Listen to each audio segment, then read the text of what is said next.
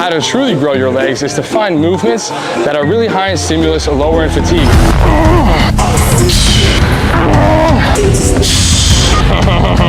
Fuck, bro. My legs are destroyed right now. Holy shit. My brain's a little bit off right now. What is up, everybody? We are back with another YouTube vid. I told you guys that I was gonna put out a video every week, and we've been pretty good, okay? We've missed a few here and there, but here we are with a leg day, okay? And I want to show you how to truly grow your legs, what it takes to grow your legs, how we can optimize growth without destroying our bodies, because a lot of people think that in order to grow, you need to absolutely murder yourself every single week, and that's simply not the case. So we're gonna start off this video by getting our body going with mobility, okay? I don't static stretch too much before I hit legs or before I do any movement, but we're gonna get a little bit of ankle stretching, knee stretching, and then hip flexor stretching, okay?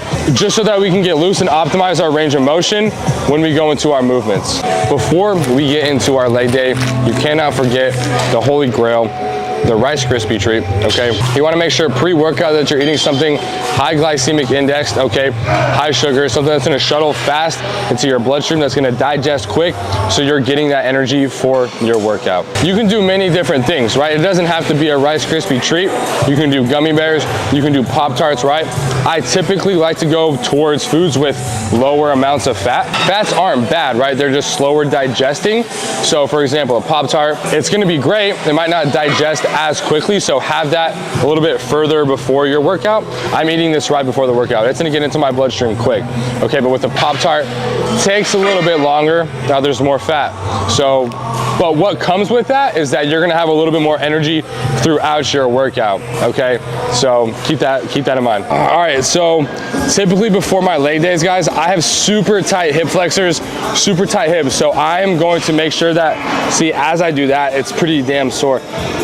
I'm gonna make sure that I roll out my hip flexors, okay? Roll out my hips. So when I'm doing my squats, my hip mobility is one of the most important things to me, okay? So I'm really gonna emphasize that as I roll, okay? I'm gonna really emphasize that as I roll. All right, so this mobility movement is one of the most important ones to me, okay? I know this pose is sus, okay? Don't judge me, but it feels amazing. This is gonna be lengthening out our ankle mobility, okay? Lengthening out our ankles. So what I'm doing here, I'm making sure that I'm getting a stretch along the top side of my ankle, okay? What this is gonna do is during my squat, it's gonna allow me to have more flexion in my ankles, okay? So this is gonna help me get full range of motion and sit deeper into my squat. So for the very last mobility movement that I do, I literally just like to do the open door leg swings, okay? Literally as I'm going back, I like to drive my knee up, and open those hip flexors up, okay? Knee, open the hip flexors. This is really gonna help us with our hip mobility when we go into our squat. One more. All right, so hips are feeling loose, ankles are feeling loose. Let's go grow them legs, baby. All right, so typically before I go into my working sets, I just get a nice little warm up with one plate, okay? I'm gonna do about 2 sets, about 7 reps, and just kind of feel the movement, okay? Work into a groove, get the blood flowing so that we can have a really good working set.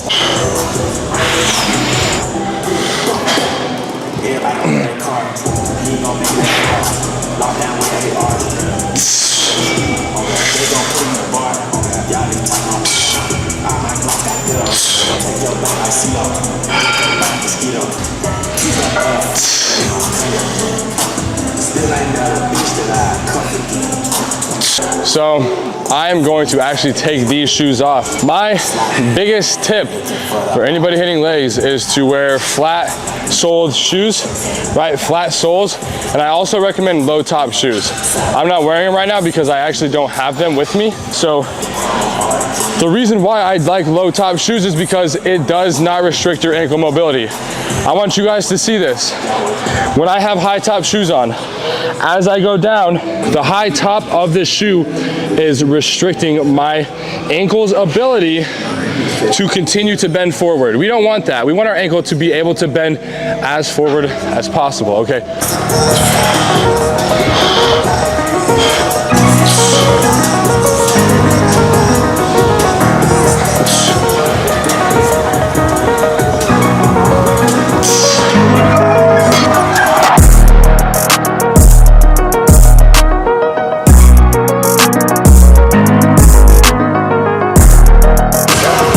Okay, so during these next few sets of my squats and of my leg press, okay, I want you guys to pay attention to a few very important things, okay? My form, right? Just strictly, how does it look? The control, how fast I'm moving the reps, okay? And then after that, it's going to be my range of motion, okay? How deep am I going, right? We want full range of motion with every single movement we do, all right? Those are the three things that I really want you to pay attention to.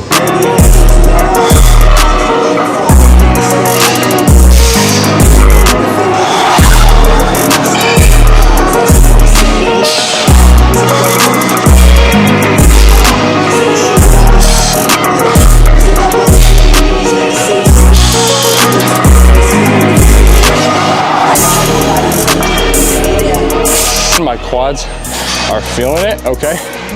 So I'm doing 3 sets of 7 on this leg day. I only have 2 movements, guys. 2 movements and going into, right? I'm not gonna have 2 movements forever. This isn't like I'm only sticking with 2 movements. We are going to progressively overload our volume, okay? So we're gonna increase the volume as we move on with our progressions, okay? But still, these are going to be the building blocks of how we continue to grow. When it comes to form, right?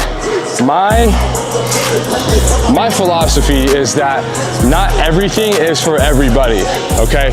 So for me, with my squats, what I like to do, I like to go about shoulder width apart, okay? Maybe just a little bit inside of that. I like to point my toes out, okay? Pointing my toes out helps me focus on getting my quads, and it helps me getting deeper range of motion. Not everybody's joint sockets work the same way. Find out what works for you so that you can optimize range of motion, depth, control, technique.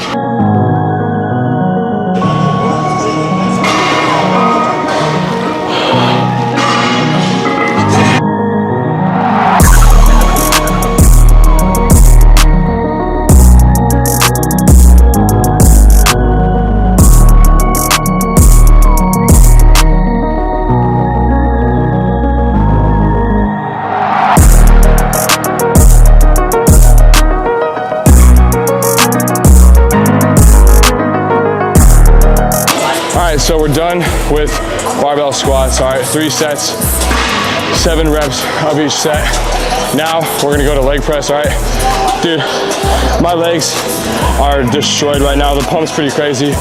You know, realistically, guys, you might see 275 on the bar and not think that it's a lot of weight.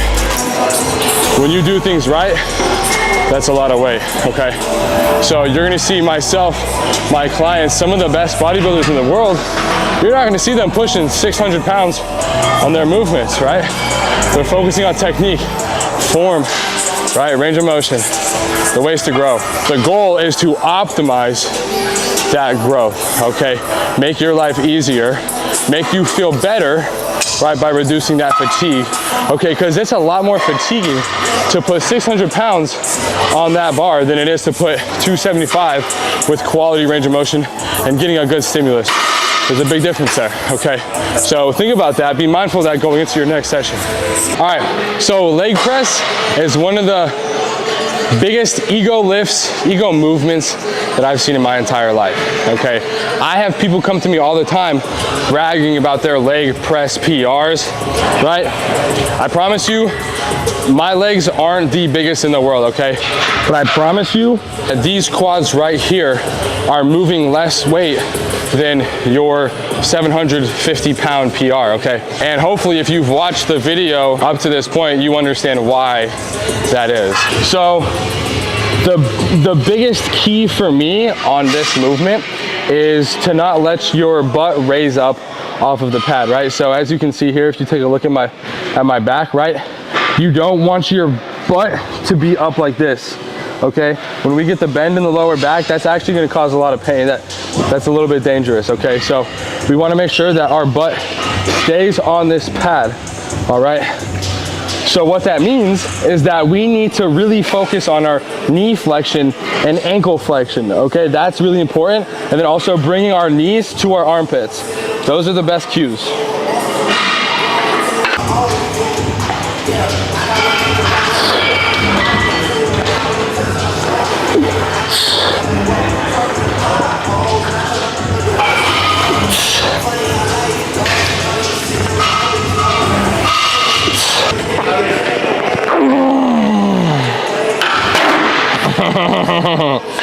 Holy shit. I mean, I hate to admit it, but this is like a perfect weight, borderline. You know, I could go down a little bit just to ensure that I'm not pausing too long in between reps. And don't get me wrong, having a consistent tempo with your reps, that can be a measure for you, but it's not absolutely necessary, okay? Making sure that you have enough in you to get a proper rep, that's more important to me than you keeping a quick tempo. You know, 1 to 2 breaths in between, that's absolutely okay.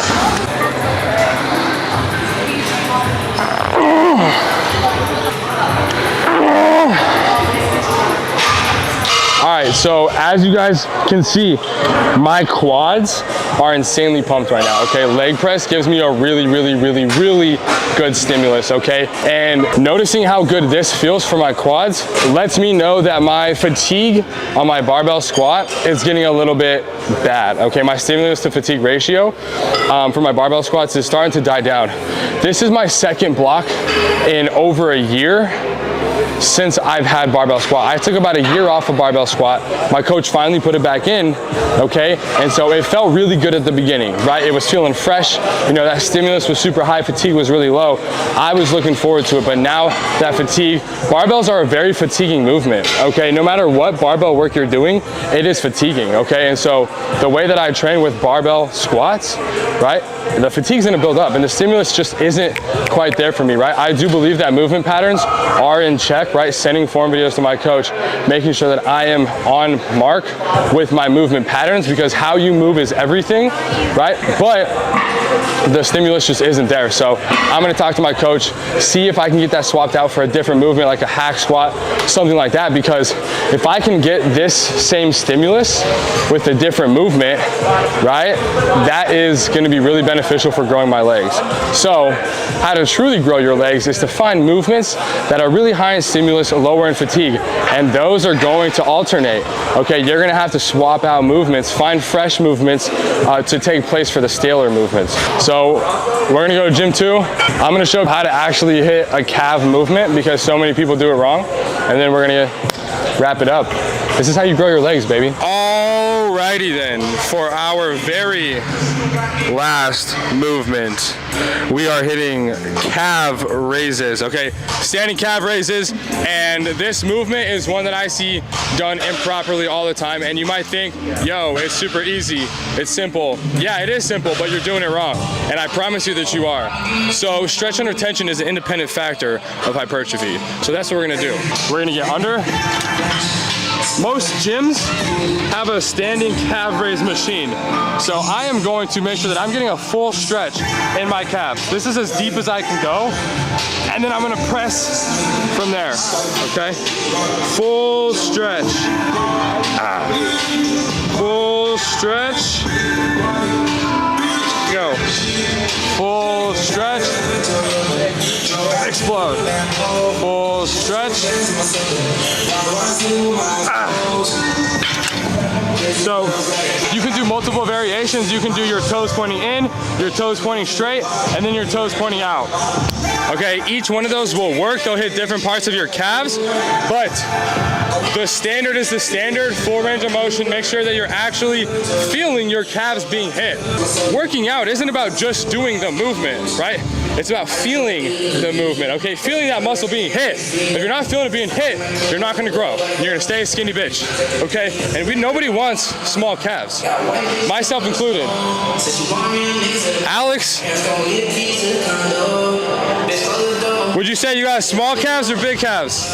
I feel, I don't know, they could be bigger. They always could be bigger. They could always be bigger. That's a great answer. That's actually, even if they were massive, you'd probably say that. Oh, yeah. Yeah, we need calves like Hanman. All right, everybody, that is gonna wrap it up for this leg day.